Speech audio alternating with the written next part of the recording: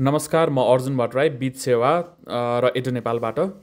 आज हामी आर्थिक वर्ष 2082-83 बजेट जुन भर्खरै अर्थमन्त्री विष्णु पौडेलले सार्वजनिक गर्नुभयो त्यसमाथि एउटा इनिसियल फेजको छलफल गर्नेछौँ। के कुराहरू इम्पोर्टेन्ट कुराहरू आए, के कुराहरू गए अथवा के चेन्जेसहरू भए भन्ने कुराहरूको एउटा ओभरभ्यू हामीले यो भिडियोमा पाउनेछौँ।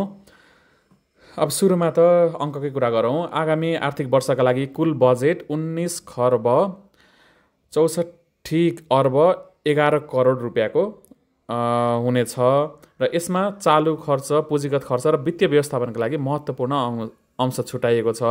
विशेष गरी प्रदेश र स्थानीय तहमा 4 खर्ब 17 अर्ब 83 करोड रुपियाँ हस्तान्तरण गरिनेछ। अब यसले चाहिँ विकेन्द्रीकरणको शासनलाई पनि जोड दिनेछ भनेको, यो डिसेन्ट्रलाइजेसनलाई पनि अलिकति प्रायोरिटी दिने खालको कुरा गर्नुभएको छ। अब यसको मेन कुराहरूबाट सुरु गरौँ है त।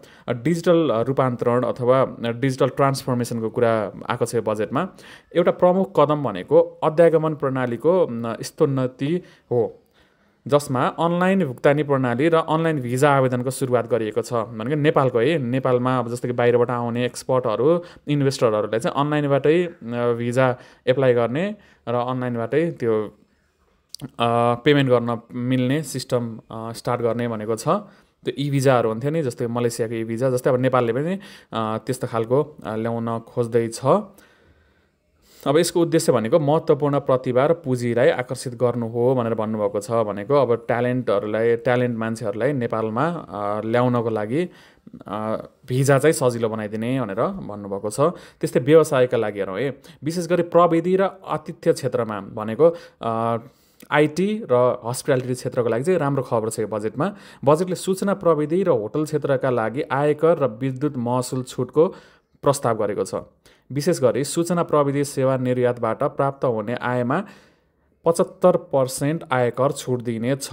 भनेको आइटी सर्भिस जुन एक्सपोर्ट गरेर अथवा बाहिर विदेशीलाई बेचेर गरिन्थ्यो त्यसमा इन्कम ट्याक्समा 75% डिस्काउन्ट दिने र नेपालमा बसोबास गरी विदेशमा सूचना प्रविधि सेवा बिक्री गर्ने व्यक्तिहरूलाई भनेको फ्रिलान्सरहरू जसले चाहिँ बाहिरको काम गर्नुहुन्थ्यो 5% फाइनल ट्याक्स लिने, 5% ट्याक्स तिर्ने, त्यो नै फाइनल हुनेछ। त्यसभन्दा अरू ट्याक्सहरू चाहिँ नलाग्ने भनेर आएको छ यो बजेटमा। अब उद्यमशीलतालाई बढावा दिनका लागि 10 करोड रुपियाँसम्मको वार्षिक कारोबार गर्ने स्टार्टअप व्यवसायलाई 5 वर्षसम्म आयकर छुट दिनेछ भनेर पनि भनेको छ।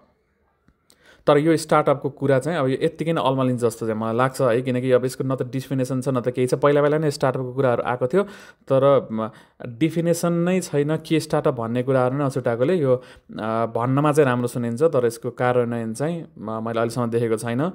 त्यस्तै सामाजिक सुरक्षाको सन्दर्भमा वृद्ध भत्ता प्राप्त गर्ने उमेर 70 वर्ष तोकिएको छ। वृद्ध भत्ताको समयसीमा बढाइएको छ, तर अहिले जसले वृद्ध भत्ता पाइरहनु भएको छ उहाँहरूले चाहिँ कन्टिन्यू पाउने हुनेछ। नयाँ जोइन गर्नेहरूले चाहिँ 70 इयर्स अथवा 70 वर्ष पुग्नुपर्ने छ। सरकारले सबै सामाजिक सुरक्षा भत्ताका लागि 109 अर्ब रुपियाँको ठुलो रकम विनियोजन गरेको छ, जसलाई एकीकृत गर्ने र अन्ततः सबै लाभग्राहीका लागि राष्ट्रिय परिचय पत्र अनिवार्य गर्ने प्रतिबद्धता पनि व्यक्त गरेको छ। भनेपछि जुन नेसनल आइडेन्टिटी कार्ड थियो एनआइडी, अब यो सबैलाई अनिवार्य गर्ने, कम्पलसरी गर्ने प्रतिबद्धता पनि बजेटमा चाहिँ उहाँले भन्नुभएको छ। त्यस्तै कृषि क्षेत्रले पनि महत्त्वपूर्ण ध्यान पाएको छ यो बजेटमा। फलफुल, मासु र खाद्यान्न बिक्री गर्नु अघि अनिवार्य विषादी परीक्षण गरिनेछ, जसमा थोक बजार केन्द्रहरूमा द्रुत परीक्षणको व्यवस्था गरिनेछ। भनेको थोक बजारहरूमा नै यो केमिकलहरू चेक गर्ने सिस्टम इम्प्लिमेन्ट गरिनेछ। रासायनिक मल खरिदका लागि 28 अर्ब रुपियाँको ठुलो रकम विनियोजन गरिएको छ यो बजेटमा। र मल कारखाना स्थापना गर्ने पनि कुरा आएको छ। त्यस्तै परियोजना व्यवस्थापनका सन्दर्भमा एउटा मुख्य अथवा प्रमुख नीतिगत परिवर्तन भनेको राष्ट्रिय परियोजनाका लागि बजेट रकमान्तरणमा विशेष परिस्थिति बाहेक रोक लगाइएको छ। यसबाहेक सरकारले 4600 आयोजनाको सङ्ख्या घटाएको छ र सङ्घीय सरकारले अब 3 करोड रुपियाँभन्दा कमका आयोजनाहरूमा लगानी नगर्ने भएको छ।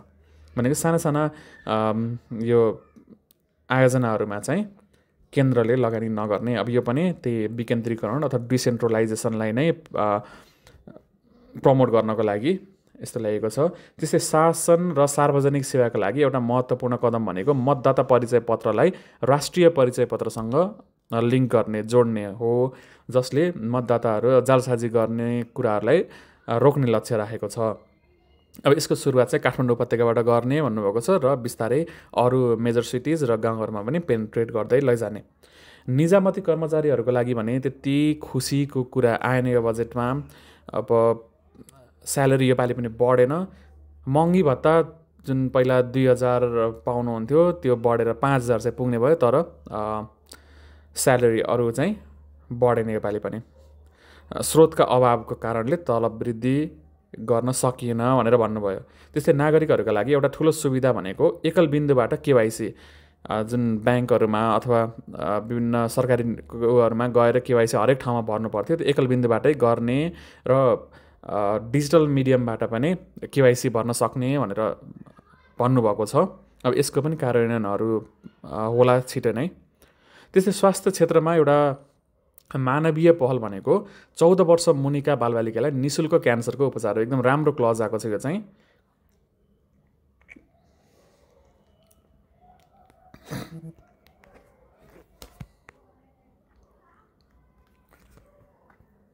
चौध वर्षभन्दा मुनिका बालबालिकाहरूले फ्रीमा अब क्यान्सरको उपचार गर्न पाउनेछन्, जसमा कान्ति बाल अस्पताललाई उत्कृष्टताको केन्द्र अथवा सेन्टर अफ एक्सिलेन्सको रूपमा तोकिएको छ।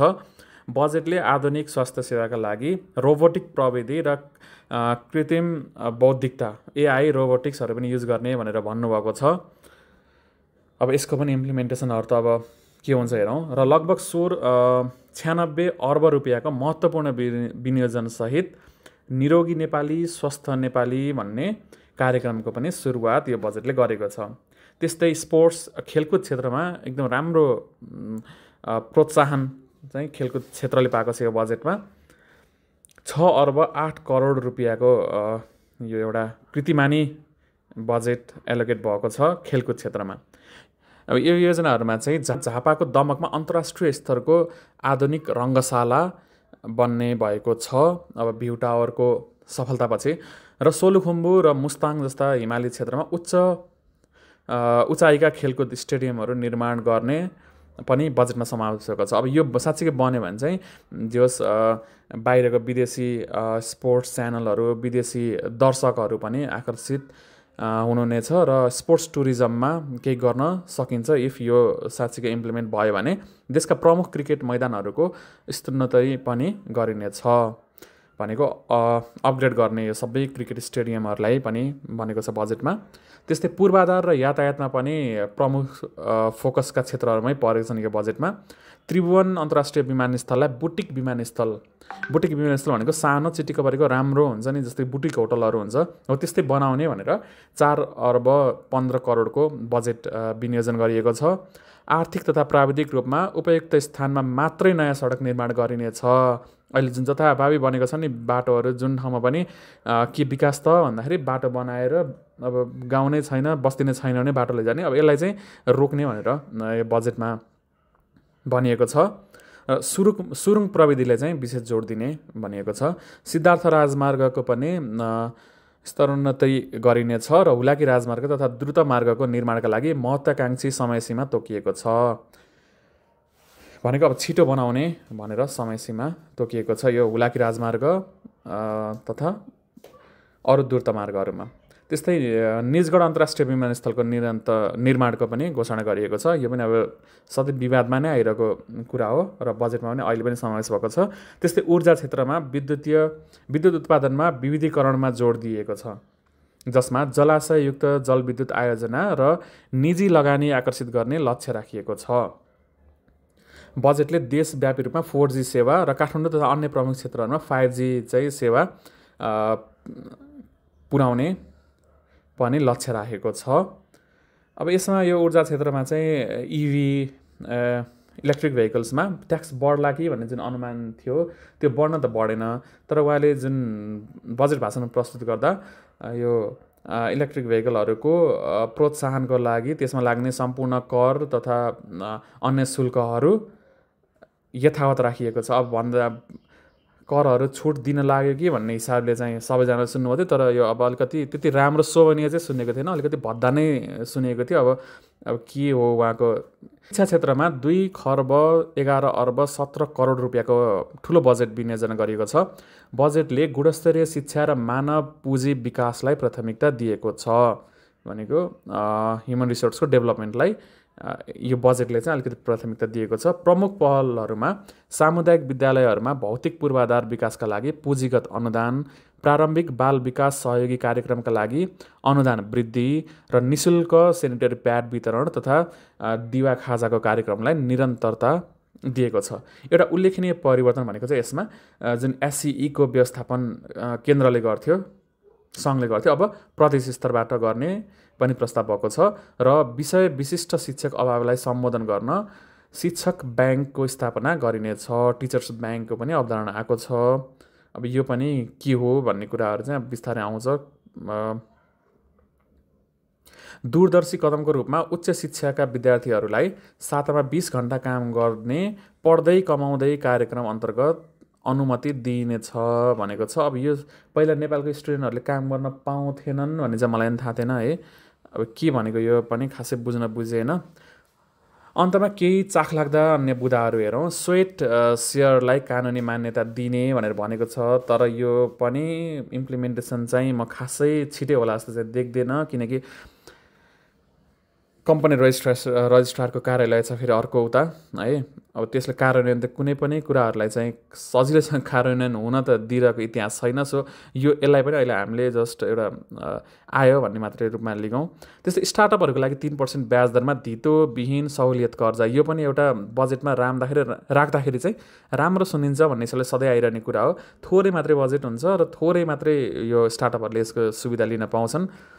सो यो पनि हेर्नलाई मात्रै सुन्नलाई मात्रै राम्रो कुरा जस्तो छ। र 1 वर्षभित्र 5 लाख परिवारलाई लाल पूर्जा उपलब्ध गराउने कार्यक्रम पनि समावेश छन्। अब यसमा पनि सुकुम्बासी अब यो लाल पूर्जा वितरणमा राजनीतिक चलखेलहरू, घुस भ्रष्टाचारहरू नभए र राम्रोसँगै गरे भने यो राम्रै कार्यक्रम हो। त्यस्तै एउटा महत्त्वपूर्ण नीतिगत परिवर्तन भनेको नेपाली उद्योगहरूलाई विदेशमा लगानी गर्न दिने निर्णय पनि हो है। विदेशमा लगानी गर्न पाउने भनेको छ केही शर्तहरू सहित, जस्तै कि कुल निर्यातको 25% सम्म विदेशमा लगानी गर्न सक्नेछन् निर्यातकर्ताहरूले, तर नाफाको 50% चाहिँ नेपालमा फिर्ता गर्नुपर्ने शर्त सहित। अब यो बजेटले मेजर रूपमा भनेको डिजिटल रूपमा उन्नत, सामाजिक रूपमा सुरक्षित र आर्थिक रूपमा जीवन्त नेपालीहरूको लागि सरकारको दृष्टिकोण चित्रण गर्छ भनेर चाहिँ त्यस्तो खालको कुराहरू गरिएको छ। यद्यपि अब हामीले विगतमा बजेटको घोषणाहरू कार्यक्रमहरू त देखिरहेको नै हो होइन। अब मेजर चुनौतीहरू अथवा त्यसको कार्यान्वयनको पक्षहरू के कस्तो हुन्छ त्यो पनि हामी सबैलाई थाहा छ। घोषणा गरिएका नीति र प्रतिज्ञाहरूलाई व्यवहारमा कति लागू हुन्छन् भन्नेमा सधैँ शङ्का गर्ने ठाउँ नै रहन्छ। विगतमा धेरै राम्रा योजनाहरू, अब जुन बजेटमा पनि राम्रा योजनाहरू कुराहरू त आइ नै रहेको हो, तर त्यो कागजमा मात्रै सीमित भएको पनि हामीले देखेका छौँ। अब यो वर्ष चाहिँ सरकारले आफ्नो प्रतिबद्धता अब कति छिटो पुरा गर्छ अथवा के पुरा गर्छ त्यो अब थाहा हुँदै जाला। अब पोजिटिभ नै हो हामी सबै है, हामी सबै मिलेर सरकारको यो जुन आकाङ्क्षा छ यसलाई साथ दिउँ र अब यो बजेटको सफलताको वास्तविक परीक्षण भनेको टेस्ट भनेको चाहिँ कार्यान्वयनमा नै निर्भर हुन्छ। प्रस्तुतिमा भन्दा पनि प्रस्तुति त सधैँ राम्रो नै दिइरहेको हुनुहुन्छ अर्थमन्त्रीहरूले, तर कार्यान्वयनको छ मेन कुरा भनेको एक्जिक्युसनको। त्योसँगै तपाईँलाई अब यो बजेटको मुख्य बुदाहरूमा के छन् त तपाईँका विचारहरू अथवा यहाँ मैले भन्न छुटेकाहरू कुराहरू पनि के छन् कमेन्ट सेक्सनमा आफ्नो टिप्पणीहरू राख्नुहोला। त्यस्तै तपाईँलाई यो बजेटको कुनै विशेष पक्षहरूको गहिरो विश्लेषण चाहनुहुन्छ भने त्यसमा पनि छुट्टै भिडियो हामी बनाउँछौँ। जस्ट कमेन्ट बक्समा यो बारेमा बुझाइदिनु भन्नुभयो भने हामी आफै अध्ययन गरेर राम्रोसँग फेरि भिडियो बनाउनेछौँ। अब यो त एउटा इनिसियल फेजको भर्खर आज नै भयो त्यो भाषण आएको हो। आज नै हामीले यो एउटा जस्ट ओभरभ्यू मात्र दिएको। यसको डिटेलमा हरेक पक्षहरू, हरेक तपाईँको क्षेत्रहरूमा के कस्तो छ भन्ने कुराहरूको डिटेल भिडियो चाहिँ फेरि आउनेछ। त्यसको लागि तपाईँले सब्सक्राइब चाहिँ गर्नुहोला र सकिन्छ भने सेयर पनि गर्नुहोला। धन्यवाद।